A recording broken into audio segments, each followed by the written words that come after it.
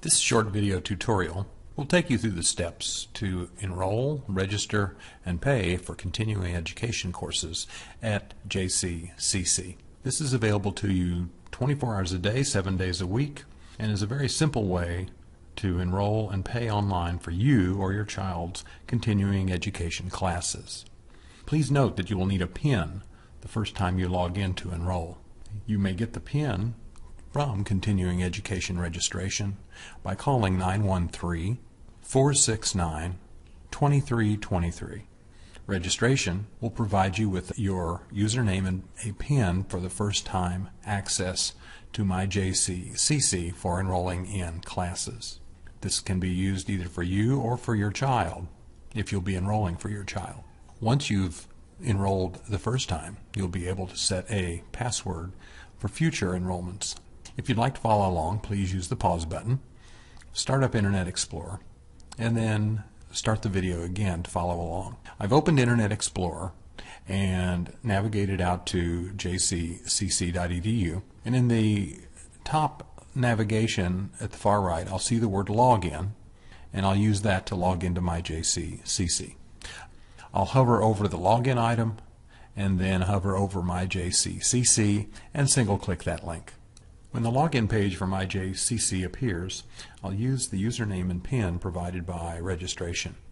I'll enter those in the username and password fields as noted. Once I've entered those, I'll click the login button. The first time I log in, I'll be prompted to create a brand new password. Note the password rules on the right hand side, that the password must be at least 8 characters in length, no greater than 32 characters, and must contain 1 letter and 1 digit. I'll enter my new password and then confirm it now. Once I've entered those, I'll click the button labeled Save Changes. During your first login, you'll be requested to provide an alternate email address to reset your password. You'll receive an email containing a link to verify that new email address. I'll enter my email address for the alternate address for the password recovery and then click Submit.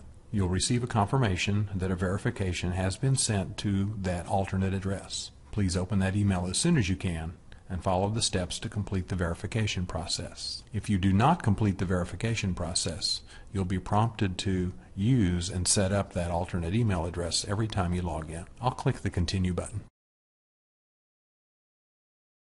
We've now arrived at MyJCCC, and in order to enroll in the class, we'll have to use the tab labeled Easy.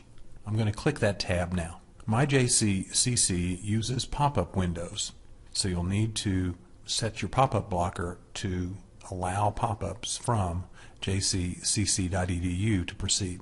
We'll have a couple of links when the page refreshes, and we'll want to use the link labeled Student and Financial Aid. When I click that link, the Student Services and Financial Aid page loads.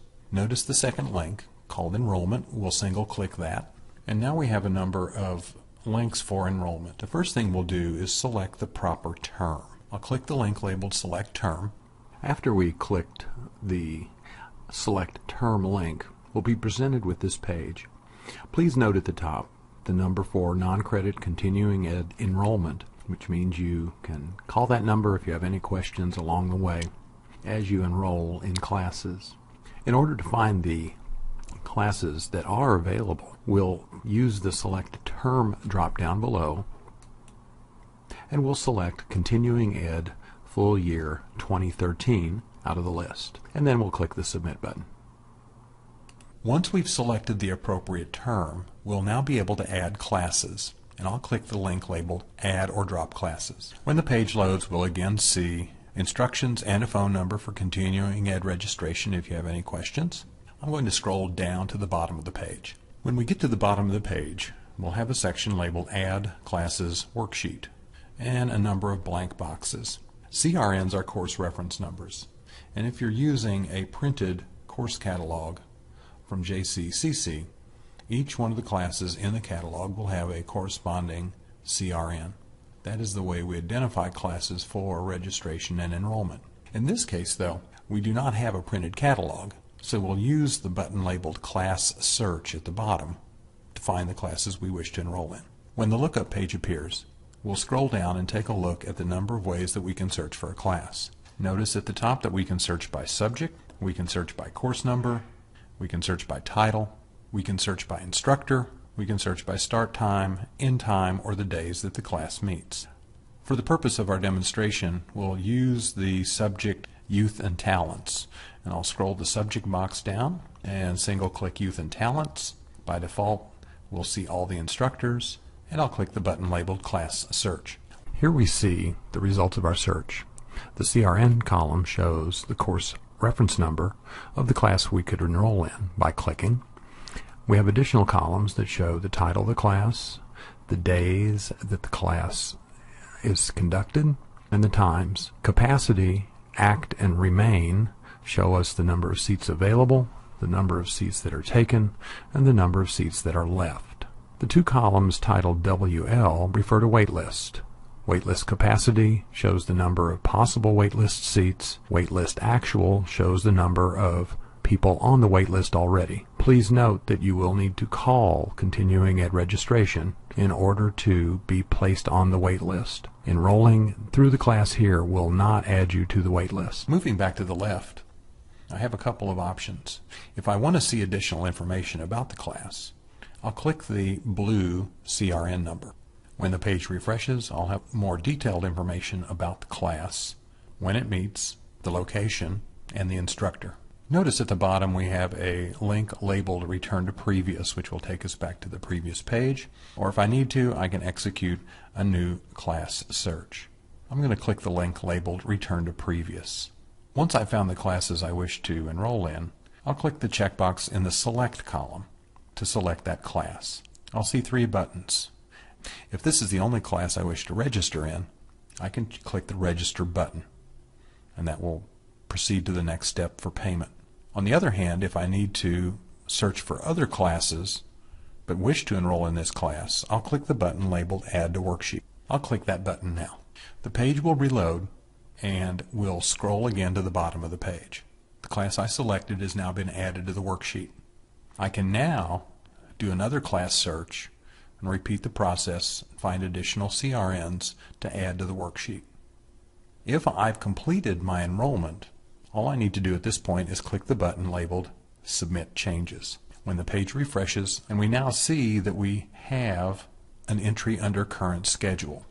It shows me when I've registered, shows me the CRN of the class I've registered in, and the title of the class. Again, at this point, I can use the Class Search button at the bottom to execute another search and add additional classes to enroll in. I'll now need to pay for the classes I've enrolled in. Please note that registration is not complete until you've paid for classes. If I do not pay for classes at this time, the enrollment will be dropped and I'll need to re-register for the classes.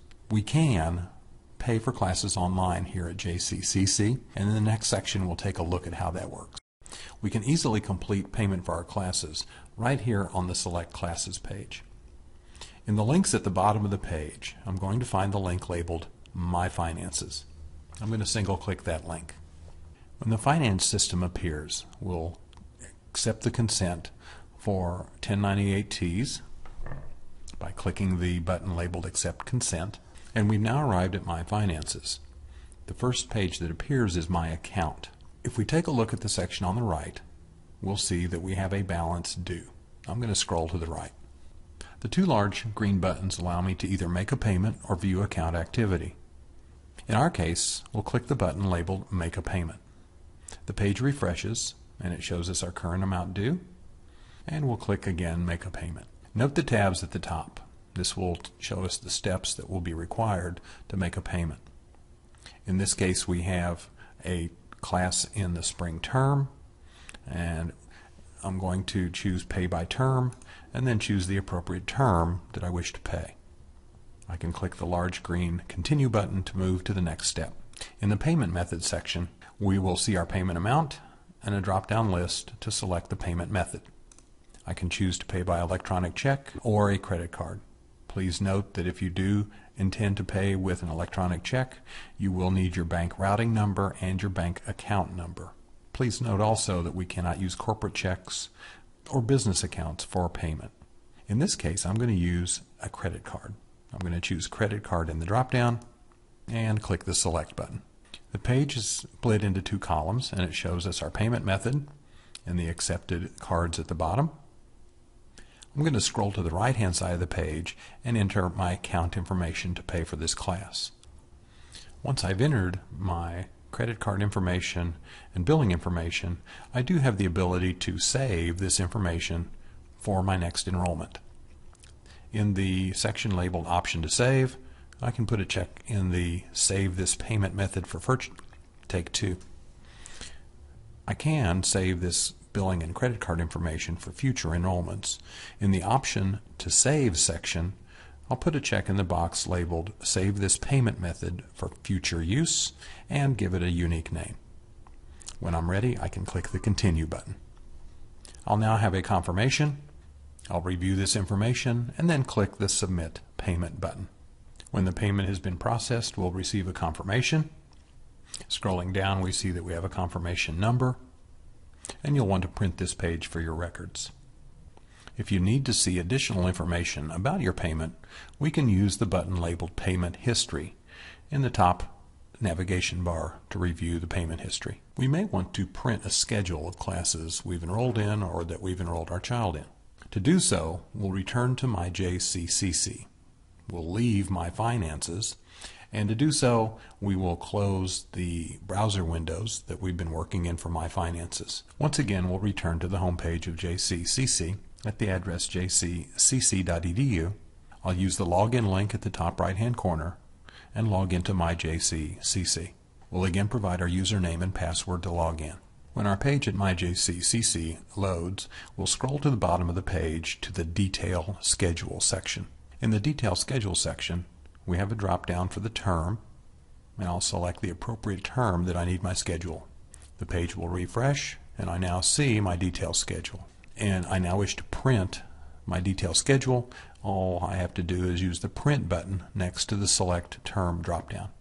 Hovering over the print icon shows that we have a tooltip that tells me I can print my schedule using that button. When we've completed printing our schedule, we can come to the top of the MyJCCC page and click the Logout button. Finally, I can close the MyJCCC window. This finishes our short video tutorial on how to enroll for continuing education classes here at the college. If you have any questions, please call the Continuing Education Registration Department at 913-469-2323. And they'll be happy to answer any questions you may have.